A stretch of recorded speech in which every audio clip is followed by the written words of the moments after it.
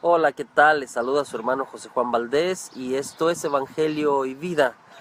Disculpen el día de hoy con un poquito de como alergias aquí en mi cuestión nasal y eso, pero con el gusto de siempre de compartirles la palabra de Dios. El Evangelio del día de hoy está tomado de San Juan en el capítulo 13, versos del 16 al 20. Le recuerdo otra vez, esto es parte del discurso final de Jesús. Del capítulo 13 al capítulo 17 es el discurso largo de Jesús, un discurso largo, 5 capítulos. Todo lo que quiere decir Jesús aquí, todo lo que hace Jesús aquí es muy importante, muy importante. Se está despidiendo, sabe que ha llegado la hora y quiere dejar cosas muy, muy claras. Una de ellas es esta: les ha lavado los pies. Justo antes de lo que leemos el día de hoy en el Evangelio, les lavó los pies. Juan no narra la institución de la Eucaristía, ya lo han hecho los sinópticos Mateo, Marcos y Lucas, narraron la institución, Juan se lo brinca. Hay una discusión entre los exégetas, entre los biblistas, de por qué, cómo. Es una generación después, probablemente Juan la asume esto, entonces les agrega cosas muy importantes que él también percibió para él y para su comunidad. Y Jesús, después de la cena, dice que se fajó el manto, se puso a lavar los pies, y hubo quien no entendió nada, incluyendo al mismo Pedro. Otra vez el rol de lavar los pies, que era tan necesario en el siglo I, porque los pies se ensuciaban terriblemente, era de los sirvientes, y Jesús se pone a hacer eso, y por supuesto que los apóstoles se sacan de onda. El bravucón, el que habla, el que le sale así luego, como a veces somos algunos, incluyéndome a mí, es Pedro. No me vas a lavar los pies, y luego como que si no entiendes ahora, si no lo hago, no tendrás parte conmigo. Entonces lávame los pies, las manos, todo eso, o sea, pégame un baño. El Pedro no termina de entender, pero pide esto. Entonces es importante luego lo que Jesús hace, porque lo que leemos el día de hoy es como una explicación de lo que Jesús ha hecho. Lo que Jesús ha hecho es, el que me recibe a mí, recibe al que me ha enviado. Y Jesús de alguna manera los está llamando para enviarlos. ¿Para enviarlos a dónde? Para enviarlos a predicar, para enviarlos a llevar la buena noticia. ¿Y cómo se lleva esta buena noticia? De eso también nos enseña el mismo hecho. Se lleva desde el servicio, desde el abajamiento.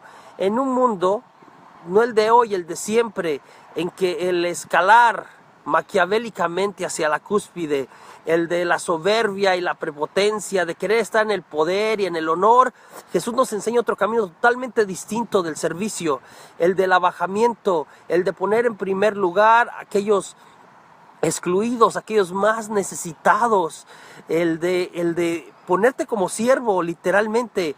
Nos explica cómo en el reino de Dios reinar es servir, y servir es reinar. Ya lo dijo Jesús en otro pasaje del Evangelio: el que quiera ser el primero, que sea el último. Mira, es toda una contradicción en lo que vivimos ahora, en lo que siempre hemos vivido. Me parece que en el ser humano hay esta inclinación a querer aparecer, a querer recibir honor, a querer recibir recompensa, a que la gente te aplauda, etc.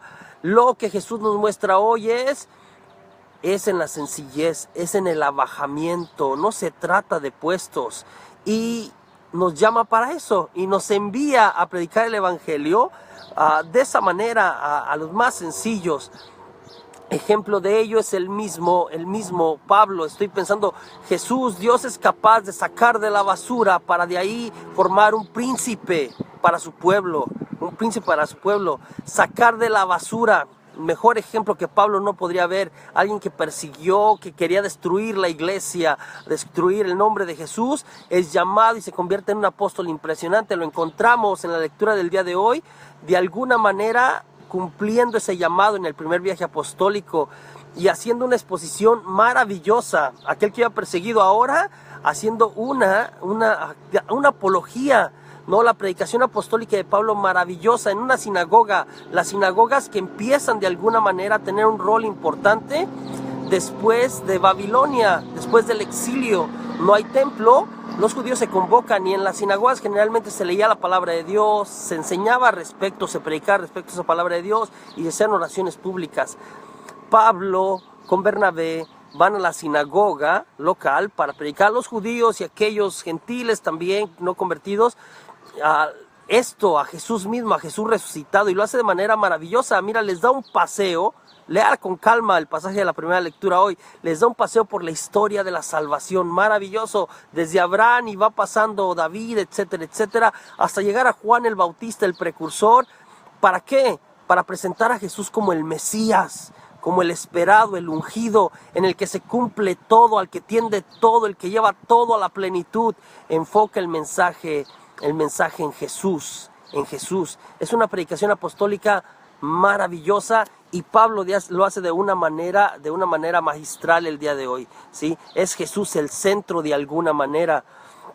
Hemos sido llamados, con esto termino, hemos sido llamados, rescatados, sanados para servir, comenzando por los más sencillos. Que tu servicio y que mi servicio sea así, a los más sencillos y sin ningún interés. Que Dios purifique nuestros corazones. Esto es Evangelio y Vida, compártelo. Dios nos bendiga.